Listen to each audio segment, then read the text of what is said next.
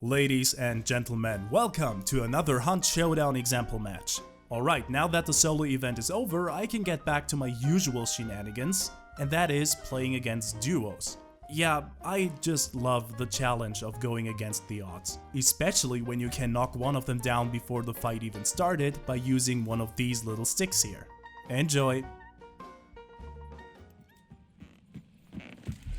So this time I am playing a random map with a double contract and the worst spawn position of the map, in the corner of Catfish Grove. There are ravens right in front of you, and if the RNG feels like it, there will be water devils right next to you, left and right. And just when I thought the game was nice enough to not spawn any water devils near me, the reason why I'm being so pissed off about this is simple. As you may know, Catfish Grove houses 2 more spawn points. Now I just confirmed that no one is to my right with that little stunt, but I still don't want to alarm another team that might still be here.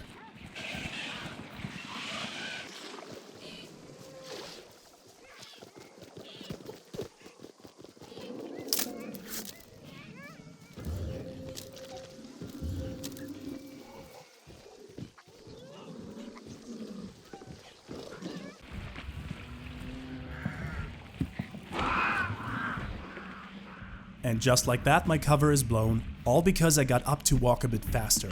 I decide that a change of pace is appropriate here, and instead of waiting for someone to come, I try to get away as fast as possible. The map isn't very forthcoming today, and it takes a lot of time to stalk up there just to get the next clue. So the spider will do, which means I will go to a far better place on the map, the church.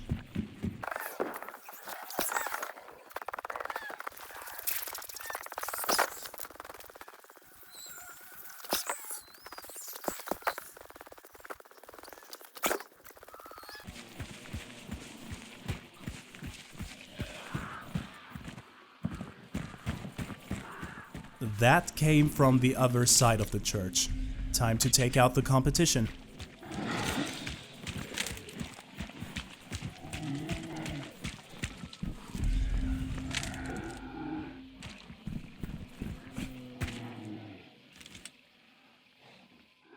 The first clue should be on an elevated spot. If I am lucky, I can score a headshot. Or maybe not.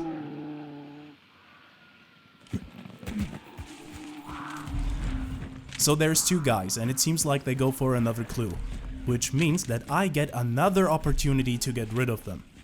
They don't travel directly to the clue and instead take the long way. That suits me just fine.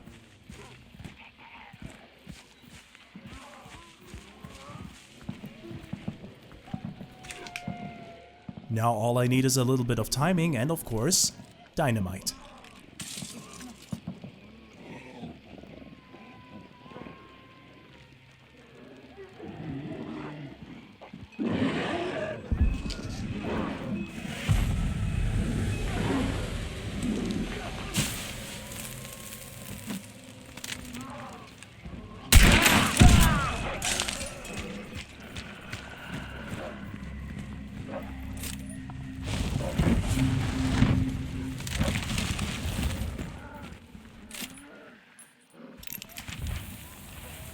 The map looks way better from where I'm standing now. I would have never gotten to the butcher before the start of the banishment.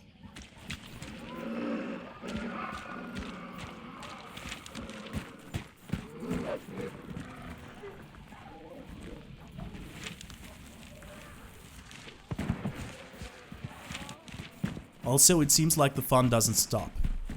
Before I can even take the second clue, I hear a Vetterli at the crematorium, so pretty close. Checking that out has a way higher priority than the clue.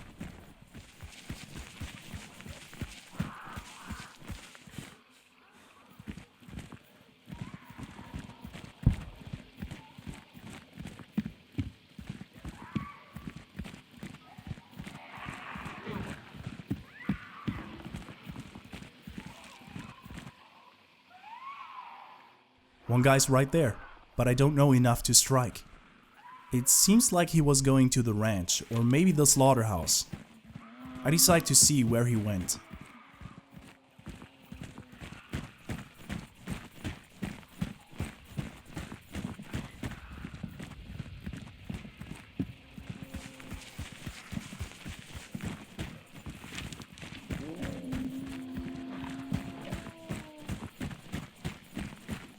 But I am too slow. That guy is already gone. On another note, I don't have the time to ponder where that guy went.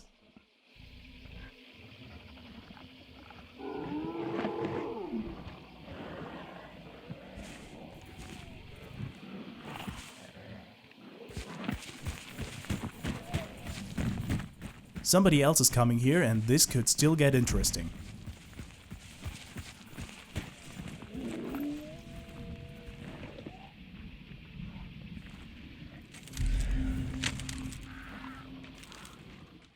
One tier 3.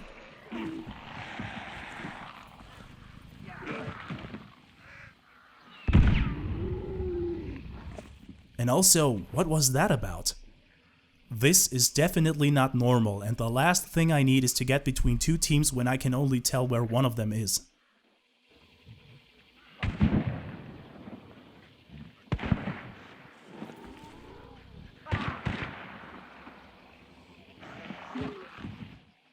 And it seems my hunch saved me from a possible ambush. So, to recap, I heard a Spectre, answered by a Vetterli, shortly followed by a Dolch.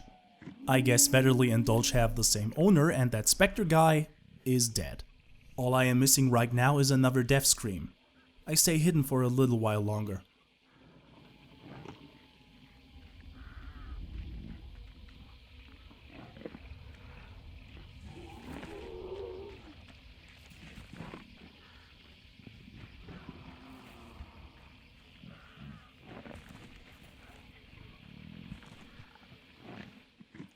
But I guess I don't have to.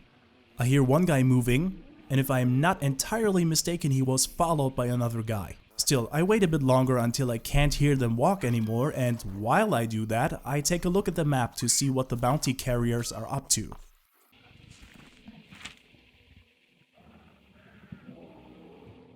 And it seems that they want to run the Gauntlet. If that is the case, then I have to use this to my advantage.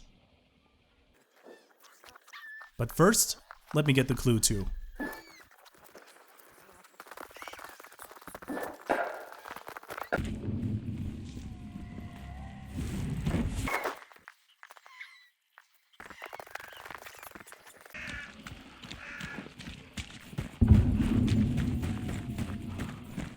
At this time, I reckon that the tier 3 team must have found the spider. I can hear a lot of bang bang from the slaughterhouse.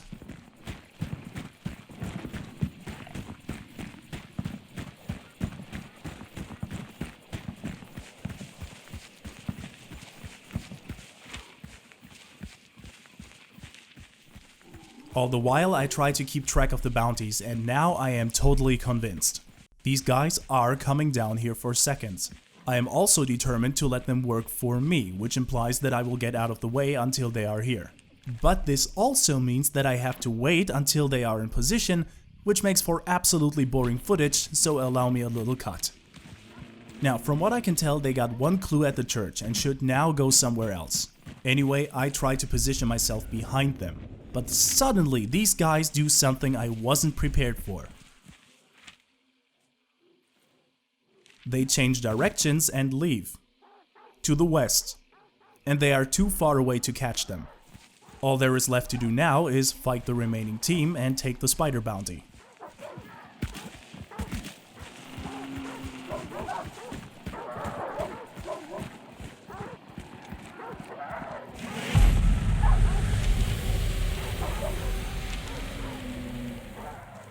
Which could also get difficult. Apparently, these two had the same idea and just delayed the banishing to not alarm the bounty delivery. Then they too figured out that it's not gonna happen and now prepare to leave with what they can get. Now I have to come up with a plan to take out two guys that outgun me in every sense of the word.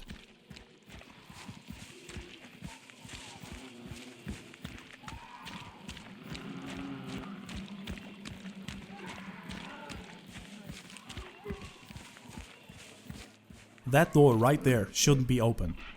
It may be a way in, but I can't come any closer without the hounds giving away my position, so again I am forced to take the long way.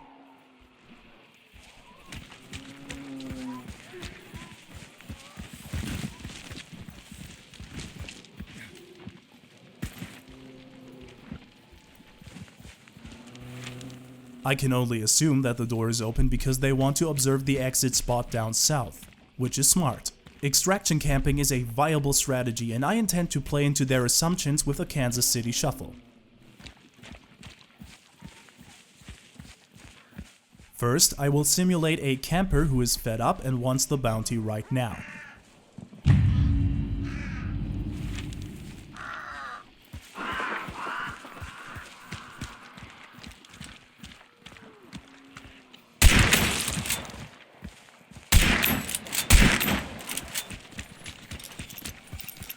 And then I switch my position.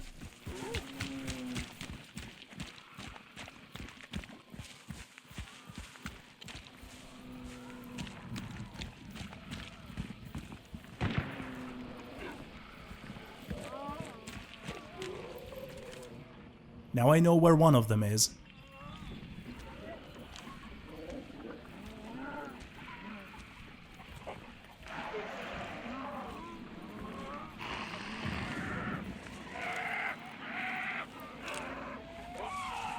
And now I know where the second one is. These zombies went to the left, meaning that the second guy is waiting outside in the woods for someone to show up. My setup went better than expected. Now to the actual infiltration.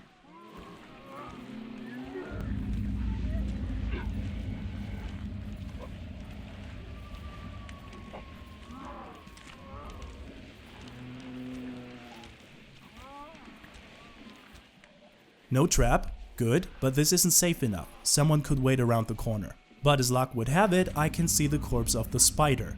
I also know that 90% of the time people tend to pick up the bounty as soon as it reaches 100%. And would you look at that, I have one more dynamite stick left.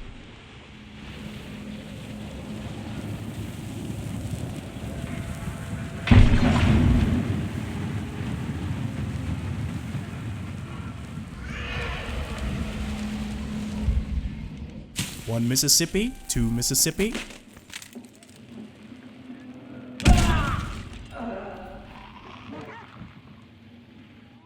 And just as I thought, the other guy is still outside.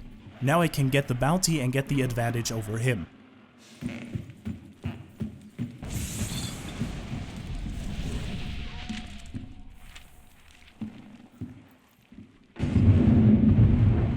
Also, I should give him an incentive to make haste.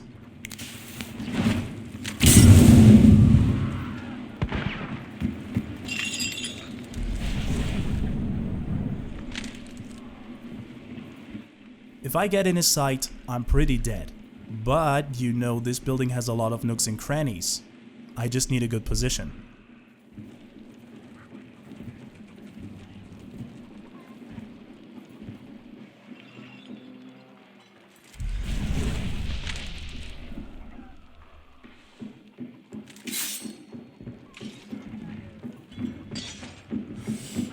And stop right there. You see this? He could have actually killed me right here. He had a veterally bayonet ready to strike and I could swear he saw me. But for some reason...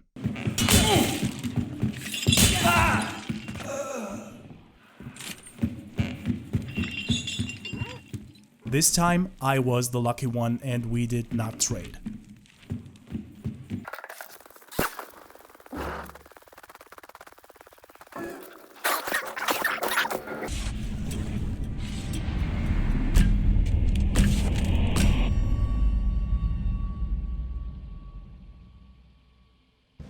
And so another day in the bayou comes to an end with me holding on to a well-stolen bounty. Alright guys, that's it for this episode, and as always I hope you had fun watching. Now, if you'll excuse me, I really need to look into this veterally bayonet thing. This could be the weapon to finally replace my old Winfield. See ya!